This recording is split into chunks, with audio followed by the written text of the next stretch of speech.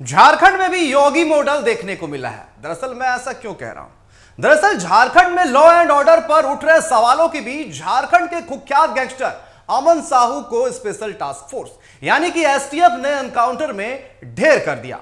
बताया जा रहा है कि अमन साहू ने एसटीएफ जवान के इंसास राइफल छीनकर भागने की कोशिश की थी। इस दौरान उसने जवान पर गोली चलाई। हमले में जवान घायल हो गया।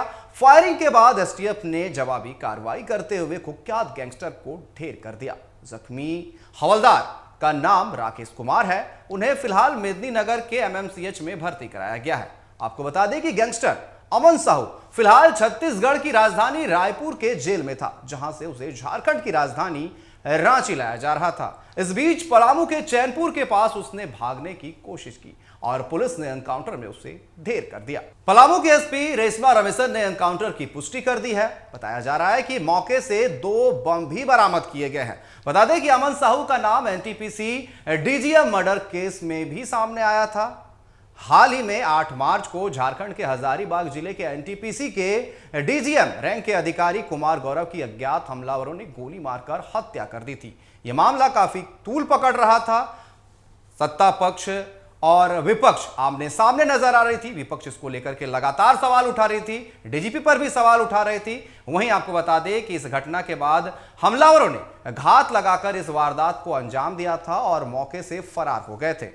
वारदात को उस समय अंजाम दिया गया था जब डीजीएम कुमार गौरव सुबह एनटीपीसी के केरेडारी स्थित दफ्तर जा रहे थे। कुमार गौरव की पीठ में गोली लगी थी। उन्हें अस्पताल ले जाया गया था, जहां डॉक्टरों ने उन्हें मृत घोषित कर दिया था। इस घटना से अमन साहू का नाम जोड़ा जा रहा था, जिसको लेकर के कई सवाल उठ रहे थे। विपक्ष लगातार सवाल पूछ रही थी, डीजीपी पर भी सवाल उठ रहे थे। और जिस तरीके से डीजीपी ने जो बयान दिया था कि जो गैंग्स है वो जेल से चलाया जा रहा है, वहां से फोन कॉल किया जा रहा है, इसके बाद विपक्ष जो है लगातार सवाल पूछ रही थी कि आखिर प्रशासन कर क्या रही है। वहीं अमन साहू रांची के छोटे से गांव मतवे का रहने वाला था। उस पर झारखंड में रंगदारी, हत्या और एक्सटॉर्शन सहित 100 से ज्यादा मामले दर्ज थे। वो एक समय में हार्डकोर नक्सली भी रह चुका था और करीब 2013 में उसने अपना गैंग बनाया था। कोरबा में हुए गोलीकांड के बाद रायपुर पुलिस ने उसके 4 गैंग के सदस्यों को गिरफ्तार किया था। हाल ही में रायपुर के शंकर नगर इलाके में एक व्यापारी साझेदार के घर के बाहर फायरिंग की घटना के बाद से रायपुर पुलिस उसे पकड़कर पूछताछ कर रही थी। दरअसल लॉरेंस बिश्नोई गैंग से भी अमन साहू का संबंध बताया जाता है।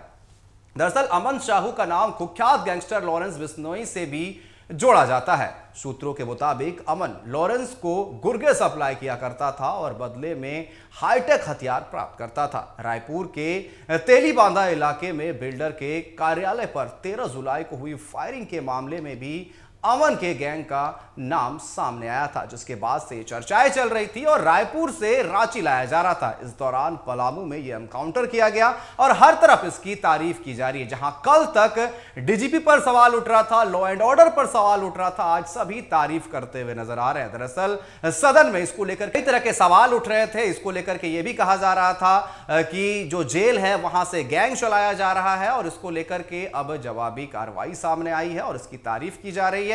और कई विधायक ये कहते हुए नजर आ रहे हैं कि योगी मॉडल देखने को मिल रहा है। आपको क्या लगता है कि जिस तरीके से ये एनकाउंटर किया गया है, ये योगी मॉडल है या फिर हेमंत मॉडल है? कमेंट करके जरूर बताइए।